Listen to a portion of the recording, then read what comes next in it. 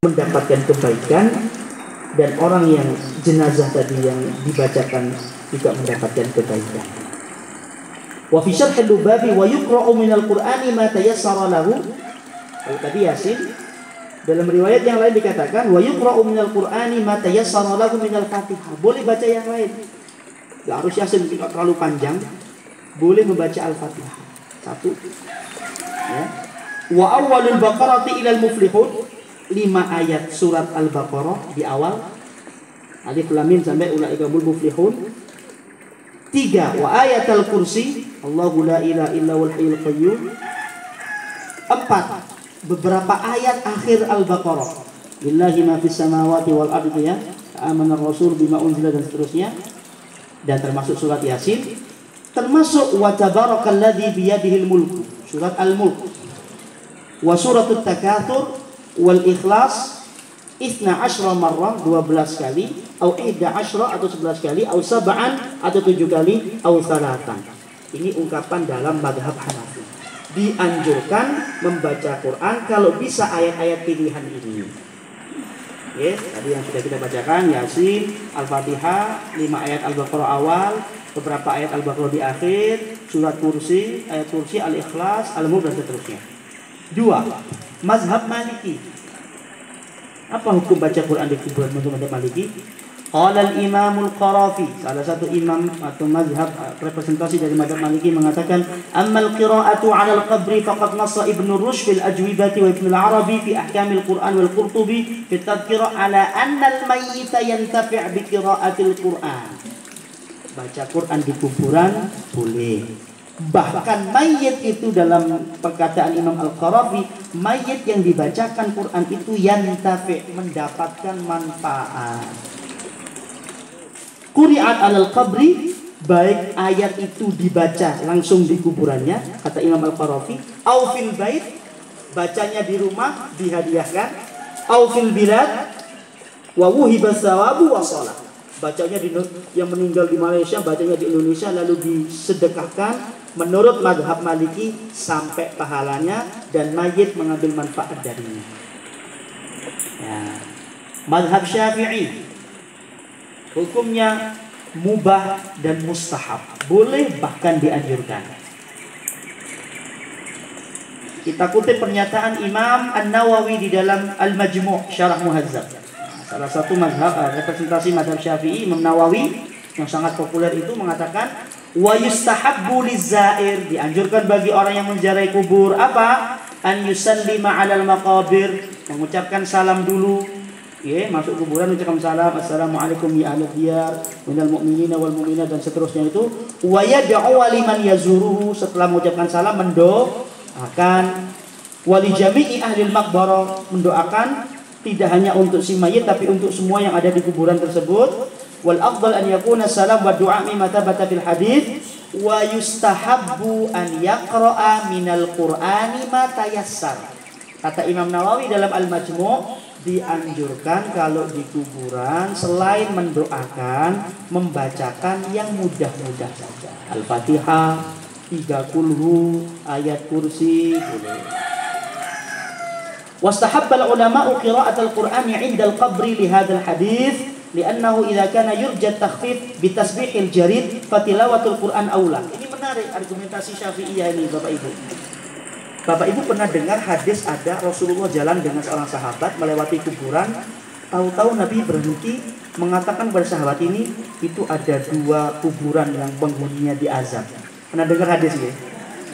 Loh, Rasulullah kok tahu itu ada 2 penghuni kuburan diazab? Yang satu kata Nabi, apa alasannya Bapak Ibu? Pipisnya ngawur, berdosa-dosa, nggak bersih, masih ada tetes-tetesan, satu, atau pipisnya tempat terbuka, gitu ya. La yastatiru minal baul, sembarangan pipisnya. Itu diazab di kuburan. Yang kedua, namimah, bukan gibah ya. Namimah itu mengadu domba. Di sini bilang ini, nanti di situ dia adu domba. Satu karena sembarangan pipisnya, satu adu domba. Kata Nabi, 2 itu diazab. Yang dilakukan Nabi apa Bapak Ibu? Pelepah kurma diambil, dibelah, yang masih basah ditancapkan ke kuburannya. Ketika ditanya, apa itu fungsinya ya Rasulullah? Mudah-mudahan pelepah kurma ini bisa meringankan azabnya selama masih basah. Argumentasinya Imam An-Nawawi dan Syafi'iyah dalam ini, loh, kok sekelas pelepah kurma loh bisa memberikan manfaat si mayit, apalagi bacaan Quran. Itu maksudnya ya. Wastahabbal ulama'u qira'atul Qur'an indal qabr li hadzal hadis tadi li'annahu idza kana yurja takhfif bi tasbihil jarid. Kalau dua pelepah kurma yang basah itu bisa diharapkan bisa mampu meringankan azab si mayit di kuburan itu, fatilawatil Qur'ani aula, apalagi dibacakan ayat Al-Qur'an. Itulah kenapa, mohon maaf ya, meskipun ada pro dan kontra, silakan Bapak Ibu pilih yang mana.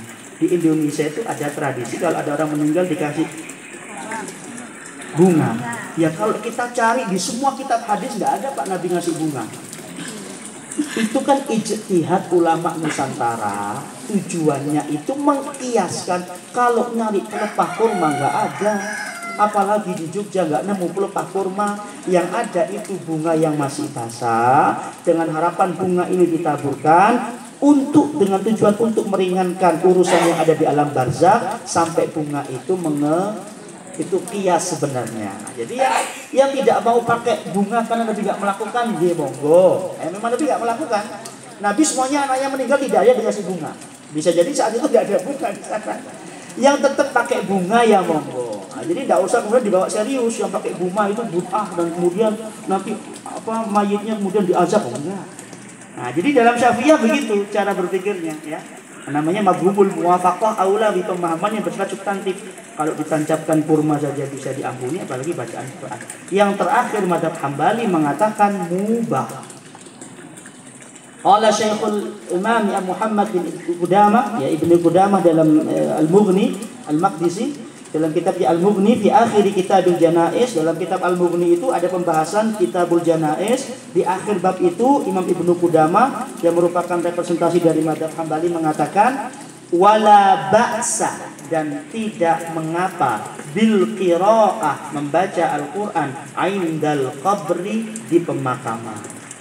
Wa qad ruwiya an Ahmad annahu qala, Imam Ibnu Qudamah mengutip riwayat dari Imam Ahmad, beliau mengatakan idza dakhaltumul maqabir, jika kalian masuk kuburan, faqra'u ayatal kursi, maka bacalah ayat kursi 3 marratin, 3 kali, qul huwallahu ahad, surat Al-Ikhlas, tsumma qala Allahumma inna fadlahu li ahlil qabri. Jadi dalam mazhab Hambali hukumnya mubah. Loh, kok 4 tadi kok rata-rata mubah semua Ustaz? Mana yang mengharamkan? Ada pendapat yang mengharamkan tapi pendapatnya agak kontemporer. Satu pendapat Imam Ibnul Qayyim Al-Jauziyah dalam kitabnya Zadul Ma'ad mengatakan membaca Quran hukumnya haram di kuburannya. Meskipun Bapak Ibu mungkin di rumahnya ada yang punya bukunya Ibnul Qayyim yang berjudul Ar-Ruh, Roh. Jadi diterjemahkan roh. Di pendapat Ibnul Qayyim itu ada kontradiktif ya. Dalam kitabnya Roh itu, Ar-Ruh itu, penulisnya sama Ibnul Qayyim, dianjurkan baca Quran di kuburan, tapi dalam kitabnya yang lain Zadul Ma'ad itu dibid'ahkan, bahkan diharamkan. Tadi malam saya gimana mencari titik temu dua pendapat orang yang sama di dua buku yang berbeda, pendapatnya berbeda. Akhirnya saya cari kapan menuliskan kitab Roh dan kitab Zadul Ma'ad. Ibnul Qayyim yang mengatakan haram membaca Quran di kuburan dan hukumnya itu bid'ah, di dalam kitab Zadul Ma'ad, yang ternyata kitab Zadul Ma'ad itu ditulis lebih dulu daripada kitab Ar-Roh. Kitab Rohnya Ibnul Qayyim itu ditulis pada tahun 728 sampai 740 Hijriah. Sedangkan Ibnul Qayyim itu wafat tahun 751. Jadi bisa dikatakan kitab Ar-Ruh itu adalah beberapa kitab terakhir yang dituliskan oleh Imam Ibnul Qayyim sebelum beliau wafat. Artinya bisa jadi pendapatnya Ibnul Qayyim yang membid'ahkan atau mengharamkan membaca Quran di kuburan dalam kitabnya Zadul Ma'ad itu dikoreksi di dalam kitabnya Ar-Ruh. Namun demikian, karena semuanya ada pendapatnya, kami kembalikan kepada masing-masing. Termasuk yang agak kontemporer, Mufti Kerajaan Saudi Arabia atau mantan Mufti namanya Syekh bin Baz.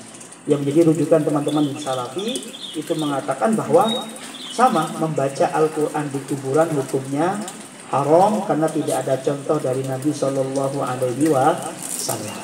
Kalau 4 ulama 4 mazhab tadi mengatakan boleh semua. Wallahu ta'ala a'lam bissawab. Mudah-mudahan ini bisa bermanfaat dan menambah wawasan kita. Ya, intinya semuanya ada pendapat dan kita harus legowo dalam menghadapi perbedaan pendapat tersebut. Nanti insya Allah bisa kita kirim ini materinya ke Ustadz Aziz dan bisa di-share. Saudara, demikianlah pengajian Jumat pagi Majelis Cahaya Iman Pondok Pesantren Budi Mulia dengan berbagai tema terkait dengan masalah makom atau kuburan, sholat di kuburan, sholat jenazah di kuburan, dan membaca Quran di kuburan. Disampaikan dalam beberapa termin dan mudah-mudahan bisa dipelajari untuk keagamaan kita bersama. Mudah-mudahan manfaat dan billahi taufiq wal hidayah. Wassalamualaikum warahmatullahi wabarakatuh.